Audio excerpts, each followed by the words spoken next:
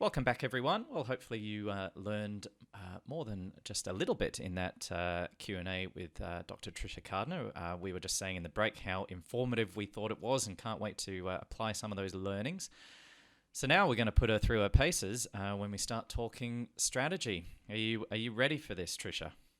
Oh, I hope I give the right answers. The Well, pressure is on. there is a lot of pressure. Well, some interesting flops here. As I've said, it's trips on board where you basically flop the same card three times. I think both of these hands today is a flop of 888, which is going to be very easy for our guests to follow along with. So, without further ado, Richard, this is your hand, so I'm going to throw it over to you, buddy. Thank you. This one is taken from a 6 max MTT. We're at very early stages. The blind level is 10-20, so the first level. And I am sat on the button with ace of clubs, 10 of hearts. And the action in front of me is the first player to act folds, and the player in the hijack who is starting the hand with 2,500 chips, which is 125 big blinds, limps, so calls for 20. Player in the cutoff folds, and the action's on me. Typically here, when there's a limp and I have a hand like ace 10, which I feel is ahead of the limper's limping range, I'm going to raise. And in this situation, and this is, I guess, a large part of why Ben and I selected this hand, we have 250 hands on the villain, and the villain's stats are VPIP is 67% and PFR is 8%. So they are calling 67% of the time, but only the pre-flop raise at 8% of the time over a sample of 254 hands. So I'm pretty confident that my ace 10 is good, and I'm going to raise to try and either take the pot down pre-flop or isolate and play post-flop. So I think you did a pretty good job there, but just for any new listeners or people beginning in poker, do you just want to really lay out what those stats mean? Like, so basically, a layman's description might be that they are limping, what, 2/3 of their starting hands? No. It's voluntary putting money in the pot, and maybe Ben's the best to describe it, being the guru with this kind of thing. But it's not necessarily limps. It could also be calling when there's a razor in front. It could be when they're in the blinds and they want to complete those sort of things. Cool. Yeah, it also includes the hands that they raise with. It includes all the hands they put any money in voluntarily. So the VPIP and the PFR, you're comparing the two. So they raise with the top 8%, what we assume is the top 8%, but at any rate, 8%. And then that's of the 67% or whatever that they play. So we know that the 67% actually probably consists, when they're not raising, it probably consists of the sort of 8th percentile of hands through to the 67th, roughly. Although it could just be random from this type of player. So it's difficult to put someone on a hand, but you just know that the limping range is probably not including aces and kings and the very best hands, because they're probably raising those. So it's all of that middle chunk of hands, which means that you should very often raise, put them under pressure. So it's definitely someone you want to play a pot against in position when you have a decent starting hand, because they play so many hands, basically. Yeah, I mean, it's such a poor tactic that you know that the player is going to be very weak. So it's fairly easy to exploit. Yeah. Cool. And in saying all of that as well, I can sometimes fall into the trap where that feeling of my opponent being weak and being poor makes me feel like I'm entitled to win the pot no matter what happens from here on in. And that can play into my decision making at times, especially when I'm not playing my A game. I've sat next to you many times where you feel you're entitled to win, and then when you don't win, you definitely go on tilt. That's very interesting, because I do hear people bring up a variation of this entitlement tilt to a pretty good degree, I would say. I think it's more common than maybe people might want to acknowledge.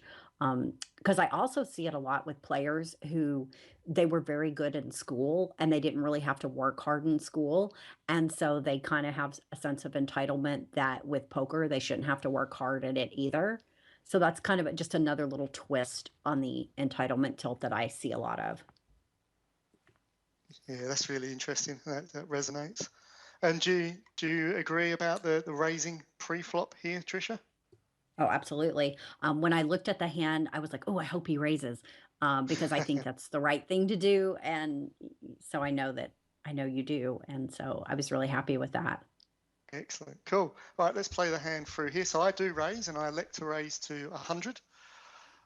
And the small blind and big blind both fold.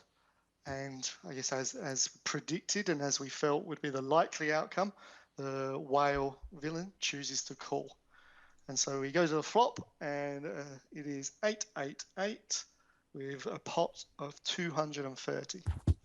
And Richard, just to clarify, it's something we talked about on our last episode, and probably something just to quickly reiterate. The reason you 5x'd his raise because he limped for 20 is because you really want to isolate this guy, right?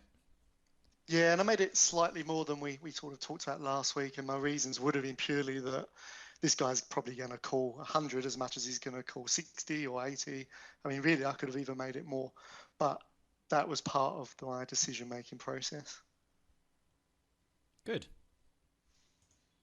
So, as played, the villain actually leads out on this flop and leads out with a pot-sized bet. So that's 230 into 230. Yeah, so on the flop, the pot size is 230 and the effective stack is 1,600. So we've got a stack to pot ratio of between 7 and 8.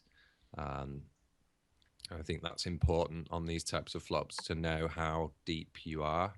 Because right now this is quite scary, just the number of chips going in with a pot size bet. And I'd rather not be going all in, with all my chips in this spot if I can avoid it. But if I guess if I'm forced into the decision, I might have to. A lot depends on how we perceive our opponent's range and whether they'd be prepared to put lots and lots of chips in with nothing. So responding to this pot size bet is quite interesting already. And my gut feeling is we want to... Sorry, I'm taking over, aren't I? But my gut feeling is I want to keep in his bad hands. So I'm feeling like if I raise, I'm giving him an easy fold with most of his junk. But then again, would he call? Would he call with some weaker hands like ace-7 or something? Would he keep calling? And then we might get value if we raise. But I think if we raise, we're running into trouble if he's got a pocket pair or a better hand. Yeah, so my feeling is call, put pressure on them on the turn, maybe make them make some more mistakes. There's no need for us to charge ahead here, I think. Trisha, what do you think? Well, I would be interested to hear what kind of range did you put him on when he leads at you right here? Well, I would say a fairly wide range because it's the type of board that people usually have a stab at. Whatever type of player you are, whether you're a level 1 thinker or a high level thinker, this is the type of board that screams, we need to fight for it. So one possible tactic for this player would just be to lead with anything and in the hope that they can secure an easy fold. And so I would be thinking fairly wide at this point. It's very hard to know whether it narrows the range at all, which is part of the reason why I prefer calling, because it keeps in all of that junk. I think for me, when I looked at this, I'd categorize their range into 3 buckets. One would be small pocket pairs that they've limp called pre-flop and that they feel is the best hand right now, but they don't want to see another card come. So that'd be one bucket. The second bucket would be their ace rags, which they're for limp call pre-flop. They feel is the best hand right now, but they want to shut it down. They want to kind of freeze the action. And we beat all of those aces. I don't think they're limp calling ace king or ace queen.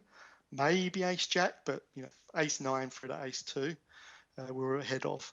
And the third one is all their junk, all their, just like Ben says, they're fighting for the pot. So I think in all three scenarios, calling is the optimal play here. And of course, you've got the ace blocker as well. So that's going to decrease some of the combinations of aces that they can have in your second bucket anyway. Absolutely. Yeah, good point. And I think we're discounting them having an 8. I mean, they could have an 8, but if they've got an 8, do they lead here? I can't imagine they would want to scare anyone off. And for me, playing micro stakes, quite often I've found, and I had a little dabble last night and I saw this exact thing a couple of times, is when they bet a pot-sized bet, they're not doing that for value. They're doing it to try and take it down with anything. They just want to be the first person firing a decent-sized bet at it. That's the way I see this bet size played quite often in the very low stakes. Yeah, I think it's definitely a flop which encourages just people firing bullets at each other, I think. And when you're out of position, then I think you've either got to go for something like a donkey bet or a check raise to try and shut down the action. Really, that's the main route for you. If you're in position, I quite like just calling bets and waiting, because the pressure mounts on the guy out of position as the hand unfolds. So in a huge percentage of these flops, you're going to be winning through or losing through non-showdown. Most of the time, someone forces someone else to fold, and showdowns, I think, are less common. I think this encourages this kind of almost bet, raise, re-raise. It seems to happen quite frequently on really dry flops, because both players are saying, well, I don't believe you. I don't believe you've hit this flop. And you get this kind of Mexican standoff, where it's who's going to be the first to fold almost. It's one of my biggest leaks, not believing people. You got to be careful, and the stack to pot ratio is important. If it's a really big number, and 8's already, it's medium sized, then you don't really want to be throwing too many chips in with your ace 10 here, because hands that go against you that go all the way to showdown are quite likely to be pocket pairs or even an 8. Most of the other stuff is, it would take a brave player to bluff their way right through this hand. You will see people doing it, but when they're really deep stacked, they're less likely to do it. Yeah. And I wonder, because you guys see this a lot more, because I'm a live player primarily. Are people really in the stakes that you play online triple barrel bluffing all that often? Because in the live arena, they're not. No, they're not. No. It's quite rare, but if they're going to do it, these dry flops, they're not bad, because they're going to get pretty high success rates, I think.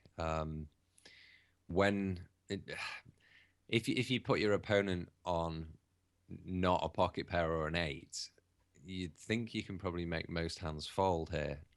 Ace king, perhaps not, but a lot of hands will fold on a triple barrel. It's quite easy to make people fold on dry boards. Yeah. All right. So as played, I do call, and we go to the turn, and the turn is the 9 of clubs. The pot is 690, and the villain checks. So here I elect to check back, as the villain's range hasn't probably changed too much for me. I still feel I've got some good showdown value, and I want to get to showdown. So that was my thinking in the moment behind the check, behind the villain's check. Trisha, do you like that check? I mean, I could see what would I do in that situation? I would probably check. For sake of argument, I could say, well, if the guy's showing weakness, why don't I just stick it to him? Which is more of a psychological kind of tactic. Hmm. When I watched this hand previously, I think this is a great point for, you know, kind of beginner players to really wrap their head around why you should check here. Because when I first started out, I would definitely be betting because I'm like, well, he's shown weakness, so I'm going to bet and I'm going to win the hand. But I don't know, Richard or Ben, if you want to talk why check. I'm assuming check is the right play because I think it is, but why that is, because I think it's really important for players to understand this.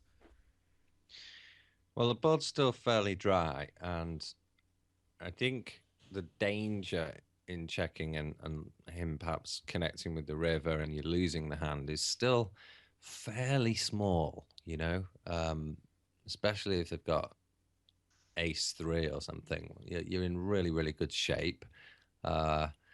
So I kind of feel like checking's not as dangerous as it might appear.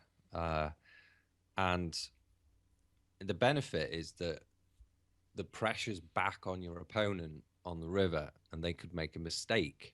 If you bet the turn, you actually allow your opponent to find a correct fold. And in poker, you're generally trying to make your opponent make mistakes. So the benefit in checking is that this action on the river is forced upon that player who could make the mistake of betting at the river, which, yeah, I think you want to encourage that mistake to happen, and that's why I like the check here. Yeah, yes, I agree. Thoughts? I was thinking through the argument for making a bet, and if I continue to stick with that range, I get called by the pocket pairs, which beat me. He folds out all his junky hands that don't include an ace, and I don't want that. And maybe he calls a bet with ace high. I don't know. So when you weigh up all your points, and then I look at the argument for betting, I think I do still prefer checking behind and not allowing him to play well and potentially bringing out a mistake on the river. Yeah. It seems like one of those situations where it's unlikely he's going to call with worse, right? And if you check, you might be inducing a nice bluff on the river. Yeah, and if he checks the river, there's always an option to make a small value bet at the river if you think your opponent might call with king high or something. Depending on what the river card is, you know, it's probably not going to be a good idea, but it might be. You might have some thin value against this type of player who may call far too loose. Yeah, You know, you're I right. think I mean, sorry, go on, Trisha. I was just going to say, I think one of the things, if you do have a lot of beginner players listening, one thing that they can think about when they are playing hands is how many bets is this hand worth? So is it worth one street? Is it worth two streets? Is it worth three streets? And obviously, if you have a monster, you're going to want to get three streets. And obviously, if we ask Richard, you know, do you think you have a monster here? Clearly, he does not. So, you know, if you think in advance, how many hands or how many streets of value is this hand worth? I think that can keep you from maybe making some ill-advised bets, if that makes sense. Yeah, perfect sense. Yeah, absolutely. It's a great point. And I've already got one street of value, and it was a Mhm. pot-sized bet, which is great. And I'm probably at the point on the turn where I'm going, I think I have the best hand, but I don't know if I'm going to get called by worse. And I'm checking the turn to probably call on most rivers if the villain decides to bet. So the hand is probably worth 1 to 2 streets, and that's what I'm likely Right. to get by taking this line. So good point. Good point. So I do check behind, and the river brings the 4 of diamonds, which is I think it's quite a safe card. And the villain leads out and bets 345 into 690, so a half pot bet. which leaves me obviously with three options, being fold, call, or raise. I don't think I can fold because the plan was on the turn by checking behind to call on any safe river, and I'm going to classify that river as being safe. Raising, I think we've kind of covered through the analysis, doesn't feel like I'm going to get called by worse. So I feel like the play here is to call. Absolutely, yeah. I couldn't agree more. As played, I do call. And the villain shows king of clubs, seven of clubs. So obviously tried to turn his hand into a bluff by the river. Had king high on the flop that he was leading out with. Yeah, I thought his king was good and was value betting. Also possible. Either way, it's a mistake, and I think you've played the hand perfectly. Yeah, I think you played it perfectly too. I think that check on the turn just sets it up beautifully to call the river bet, and he makes, a comfortable size bet for us to call. How would you feel if he bet bigger, Richard? I know personally in this situation against this type of player, and perhaps it's a mistake by saying that, but I know this guy's a whale. If you're playing live, he's the type of person who's in two of every three pots. So if they're playing that many hands, they can't have strong hands all the time. Their hands are mostly weaker hands. I'm probably going to call quite comfortably without much thought up to a pot size bet on the river. If he was to shove and he has me covered, so then I'm risking my entire tournament life, I think that then on one hand starts to be a much more difficult decision, but on the other hand probably narrows down his range much more to being, I guess, polarized to either a very strong hand or a complete bluff. Yeah. Okay. It would be a tricky one, yeah. Yeah, I think if he shoved, I think that would just be, you'd just be squirming in your seat there. I think some people refer to it as vomiting in their mouth, but I don't like that saying too much. Good hand. That's exactly what I was thinking in my head. Yeah. Because it'll be such a horrible position. You've played the hand perfectly up to that point to get to this exact stage where you can catch his bluff. But if he has the balls to shove it all in there, I don't know if I could call. Well, I agree. I don't. It on face value, it may have to be a fold, just because I don't think the opponent's capable of that bluff that often. So I think it's more likely to be a full house or an 8. Yeah. Cool. Well, when I first looked at that hand, I was like, it's straightforward. There's not going to be many talking points here, but I stand corrected. That was actually a really interesting hand. Should we do another? Yes, let's do it. All right. Well, why don't we take a short break and we'll be back in just a moment on the Postflop Poker Podcast.